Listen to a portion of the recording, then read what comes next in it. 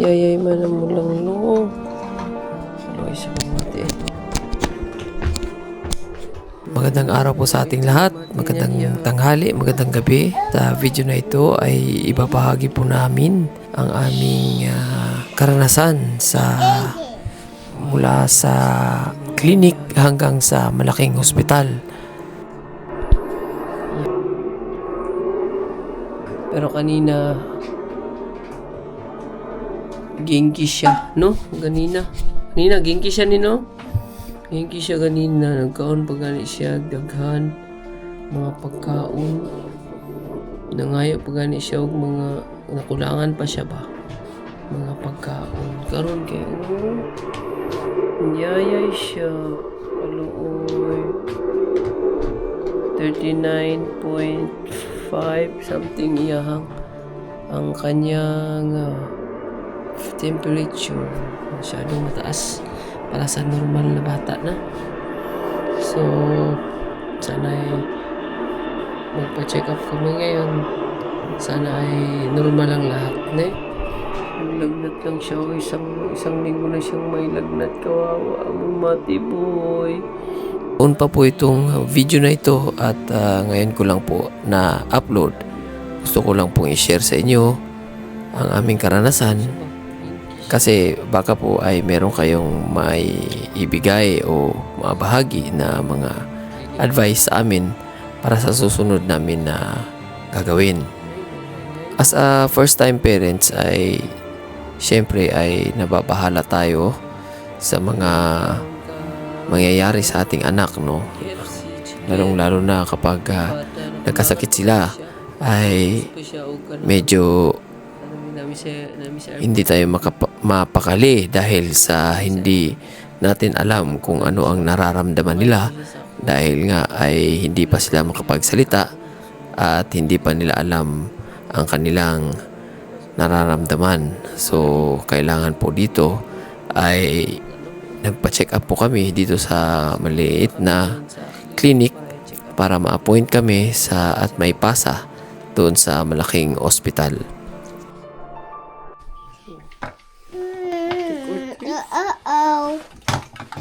Uh-oh.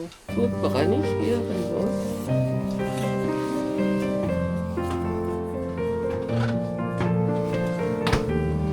Sapatos pa ito.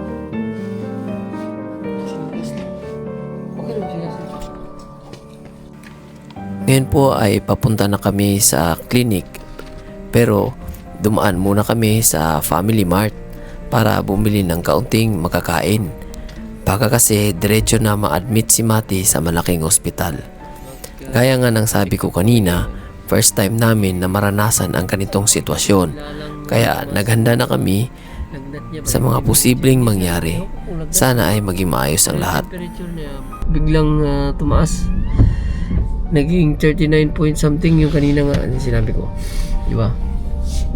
Kaya nagsimpay kami na nag-worried kami ng asawa ko kaya itinakbo hindi. Namin siya dito i-check up namin siya dito sa clinic. Tapos muna namin para ma-appoint siya sa malaking ospital ba. Maghihingi muna kami ng recommendation letter sa clinic, then i-forward kami sa malaking ospital para i-check si Mati. Until 10 pa daw na until 10 pa until 10 pa yun sila magsara. Kaya nakita niyo naman si Mati kahit mataas yung lagnat, gingi pa rin no.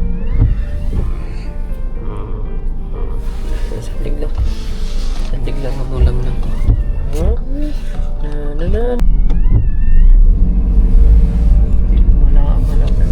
Malapit lang sa amin sa clinic mini hospital. Haro clinic. Nandito na kami ngayon sa clinic. Sa mga oras na ito ay wala masyadong tao dahil 10 PM na ng gabi. Minsan naman ay talagang maraming pasyente dito. Base sa personal kong karanasan dito sa Japan, marami ring nagkakasakit dahil pabago-bago ang klima. Lalo na sa mga bata sa eskwelahan, hindi talaga maiiwasan na magkahawaan sila ng sakit.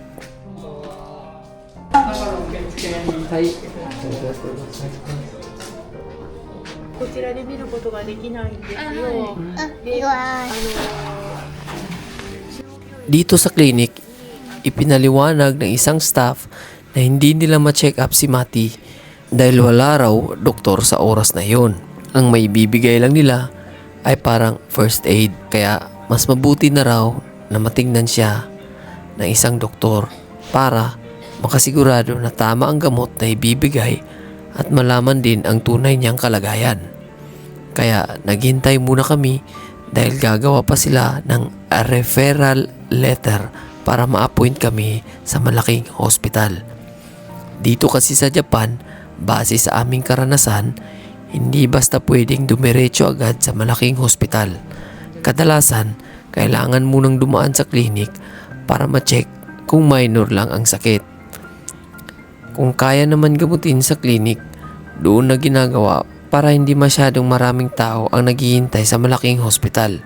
Pero kung kailangan ng mas maraming pagsusuri tulad ng exam o laboratory, saka pa lang nire-refer sa malaking hospital. Sa kaso namin, gabi na kasi noon at wala nang ibang doktor sa lugar namin. Kaya nirefer na kami diretso sa malaking hospital para matignan talaga siya ng doktor. Kung mapapansin ninyo sa video, masigla pa rin si Mati. Lakad ng lakad at parang walang sakit.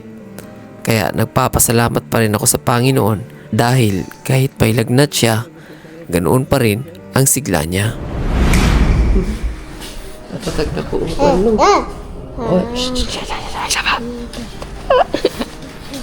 Ate Mi, oh, sa big hospital. Yahoo! Yahoo na noon. Asa yung CR ganit ni? Sila doon. Dito na ako mag-CR sa... Uy! Samoy!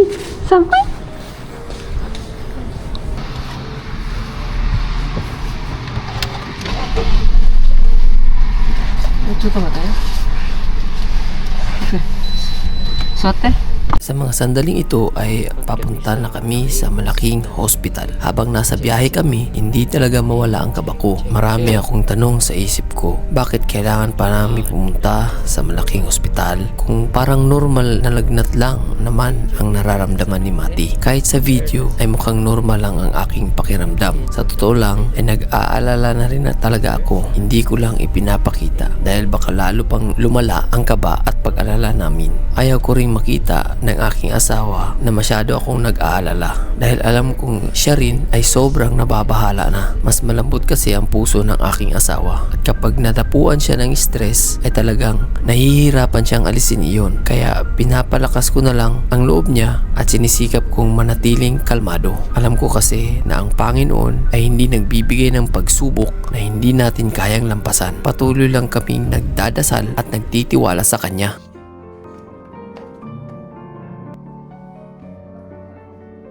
Ngayon ay nandito na kami sa loob ng ospital at nag-fill up lang kami ng mga records tulad ng kung ano ang nararamdaman ni Mati at kung kailan nagsimula ang kanyang sakit.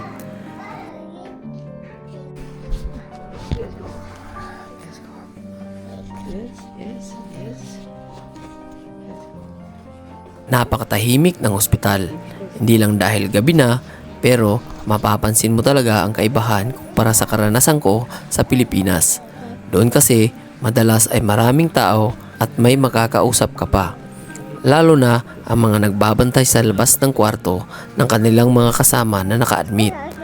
Pero dito ay napakatahimik at wala masyadong tao. Pinaghintay muna kami sa waiting area.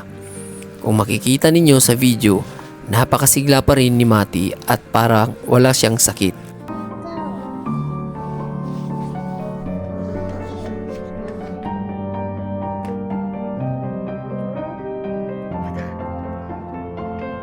Nang kami na ang tinawag, pumunta na kami sa room para sa mga bata.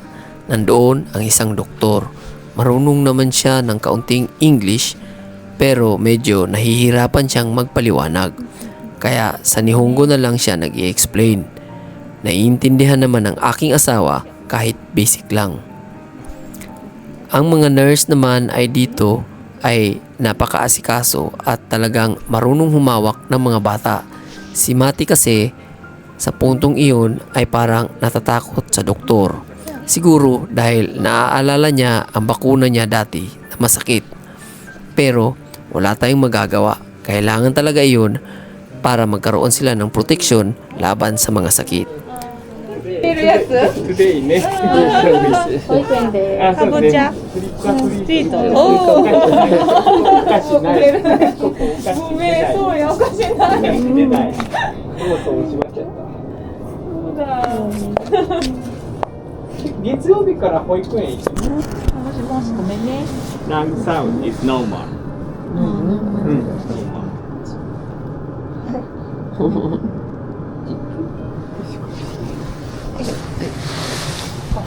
パパね、パパ抱っこするよ。大丈夫、ごめんね。これぐらい嫌いね。先生、上手上手、上手上手。もっと言ってもらおうかな。パパはここだけごめんね。はい。上手上手。ごめんごめん。喉no ready. Throat is no ready. Pagkatapos ng check-up, sinabi ng doktor na may infection lang si Mati. Isang normal na infection na karaniwan sa mga bata. Ayon sa doktor, isa sa mga dahilan ay pabago-bagong klima at ang pagkakahawaan ng mga bata sa school. Hindi raw talaga maiiwasan ang mga ganoong bagay. Binigyan na lang kami ng mga gamot laban sa bacterial infection at sinabi na oobserbahan muna si Mati ng ilang araw. Kapag hindi pa bumuti ang kanyang kalagayan, kailangan daw bumalik ulit sa doktor para sa panibagong check-up. At ang lahat ng iyon ay libre. Isa ito sa mga bagay na nagustuhan ko dito sa Japan. Oo, nagbabayad tayo ng taxes at insurance.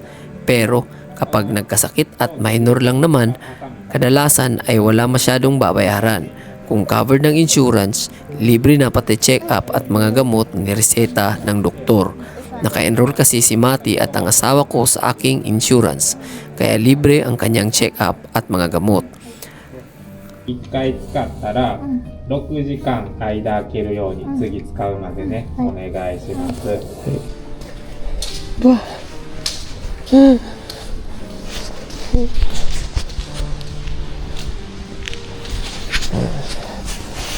Overall, namulog ka. Overall, walang binayaran dahil covered ng Hoken. So, covered na din eh. Hanggang dito na lang muna ang aming kwento para sa video na ito. Sana ay nagustuhan ninyo ang aming munting pasundayag. Kung mayroon po kayong mga suggestions, welcome na welcome po yun. Susubukan ko pong sasagutin kung may mga katanungan kayo. At para sa mga nabagot sa panonood, pasensya na po. At maraming salamat sa inyong lahat at God bless sa ating lahat. Peace! Yun ang doktor kay normal, everything is normal daw. But tomorrow need to come back for follow-up check-up. So thank you. And we are going. Thank you to Byoin. To hospital, thank you. Oh.